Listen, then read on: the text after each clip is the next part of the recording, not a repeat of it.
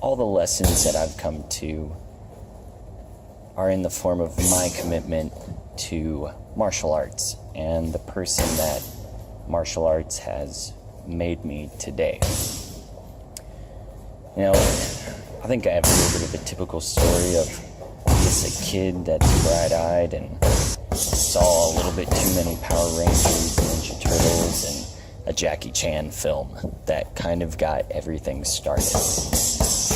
And all I wanted to do was be these people and be able to do what these people could do. Nothing else mattered. It's just who I wanted to be. And I didn't quite fully comprehend what kind of person that meant that I was going to become.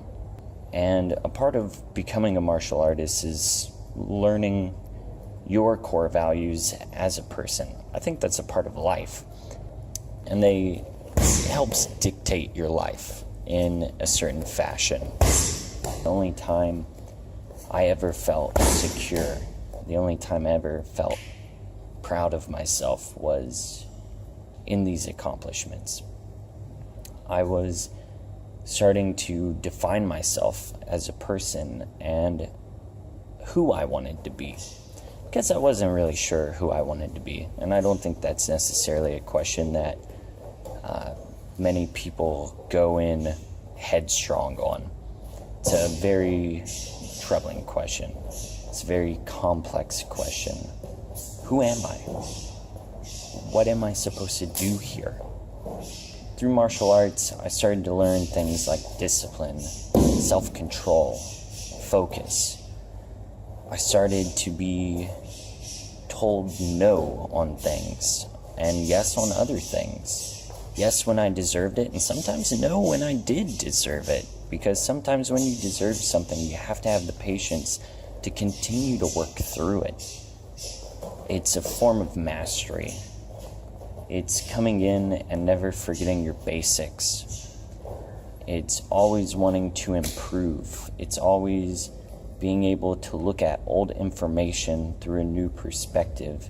As you grow and as your mastery comes and as you begin to understand more complex movements, you find that it was there the entire time throughout all of the movement.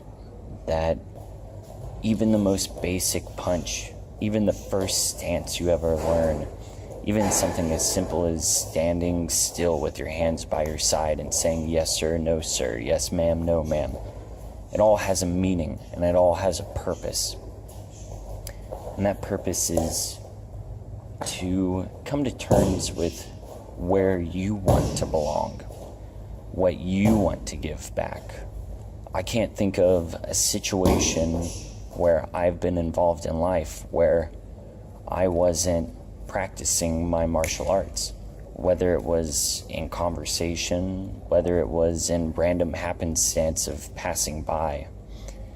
It goes so much further than just a studio. Outside of this studio, you're met with people and their adversities, their problems, and some of them don't have the same tools as you. And it's your job to facilitate and to help these people. Maybe not in the same means that you were brought up, because everyone's different. And that's a part of martial arts, is the individual growth of the person. But by looking inward, by doing these repetitive motions, by meeting these adversities, these struggles, these accomplishments in our life, we're able to self-reflect and see what does good in our life and what does bad. We learn that saying I can't and giving up, or cutting it short, not doing that extra push-up, or not getting through that final repetition of movement in the last 10 seconds of class you have, it can add up, it can matter. It's a difference between pass or fail. It's a difference between winning or losing. Not that winning and losing are always the most important thing, but in life, you always have to try and win for yourself. But most importantly, you always have to try and create a win-win situation. This is a leadership skill.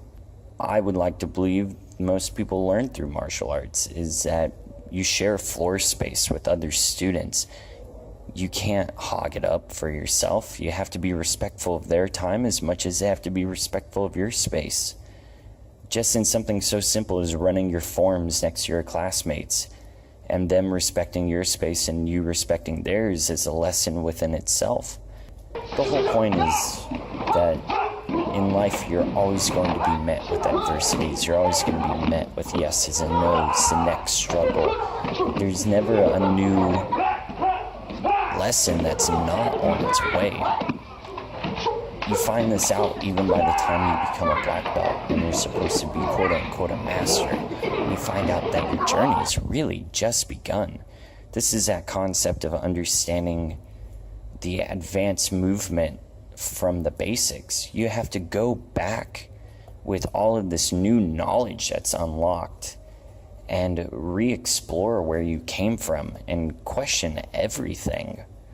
You have to make another commitment. Just like every single belt was a commitment, every single stripe was a commitment, every single lesson, every single time you showed up to class, you made a decision. You may not have been feeling good. You may have had a bad day. But when you step through that door, you leave it behind and you forget. You have just yourself to focus on. And the last person you want to let down is yourself. It's this full-term commitment not only to the art, but to yourself as a person. It's the ability to, no matter what the circumstances are, you always go in and you give your all and you try your hardest. It's knowing that once this lesson is over, another will present itself. Either way, all of these things add up to the grand scheme of what you're trying to accomplish and who you're trying to become.